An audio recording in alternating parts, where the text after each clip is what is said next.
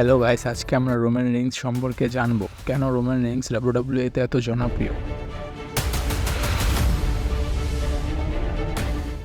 Roman রিংসের আসল নাম লেথি Joseph অ্যানোয়াই। তার জন্ম 25শে মে 1985। আর রোমান রিংস এর পুরো ফ্যামিলি রেসলিংয়ের সাথে জড়িত। এমনকি ডাব্লিউডাব্লিউইর ইতিহাসে সবথেকে প্রতিষ্ঠিত রেসলার পরিবার হচ্ছে অ্যানোয়াই ফ্যামিলি বা সামোয়া রেসলার। যেমন আপনারা স্ক্রিনে দেখতে পাচ্ছেন, এরা সবাই রোমান রিংসের ফ্যামিলি মেম্বার। তার বাবার নাম সিকা অ্যানোয়াই এবং রোমানরা হলো 4 ভাই বোন। তো এই কারণেই তার বাবার স্বপ্ন ছিল রোমানকে রেসলিং আনার, কিন্তু রোমান রিংসের ছোটবেলা থেকেই স্বপ্ন ছিল আমেরিকায় ফুটবল খেলার। যার ফলস্বরূপ 2006 থেকে 3 বছর কলেজ টাইম থাকা অবস্থায় সে ফুটবল খেলার সাথে জড়িত থাকে এবং রোমান রিংসের খেলা এতই ভালো ছিল যে তাকে তাদের টিমের ক্যাপ্টেন করে দেওয়া হয়।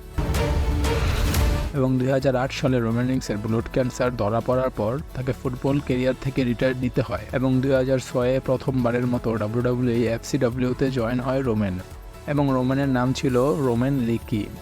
রোমান রিংসকে প্রথমবার 18 নভেম্বর 2012-তে ডাব্লিউডাব্লিউইতে দেখা যায় সেট অ্যান্ড ডিন অ্যামব্রোসের সাথে শিল্ড নামে। কিন্তু প্রথম কয়েক বছর শিল্ডের সাথে থেকে রোমানের জনপ্রিয়তা থাকলেও শিল্ড ভেঙে যাওয়ার পর রোমানের নেগেটিভ ক্যারেক্টারের কারণে রোমানের জনপ্রিয়তা কমতে থাকে। তারা রোমানকে তার ক্যারেক্টার অনুযায়ী তাকে সাজাতে পারছিল না, যার ফলস্বরূপ রোমানকে সবাই হেট করতে থাকে। রোমান রিংসের বিগ ডগ ক্যারেক্টার নিয়ে ফিরে আসলেও তেমন লাভজনক করতে পারেনি, যার দোষ ডাব্লিউডাব্লিউইর নিজেদেরই ছিল। এমনকি রোমান নিজেই বলেছিল যে সে ওই সময়তে আর যেতে চায় না। কিছুদিন রিটায়ার থেকে রোমান নতুন রূপে ফিরে আসে, যেটা ছিল দ্য ট্রাবল চিফ বা হেড অফ টেবল। দিন রোমানের কাছে ছিল ডাব্লিউডাব্লিউই ইউনিভার্সাল চ্যাম্পিয়ন, যার উপরে 3 জন লেজেন্ডারি রেসলার আছে: Hulk Hogan, Bob Backlund, Bruno সামারটিনো।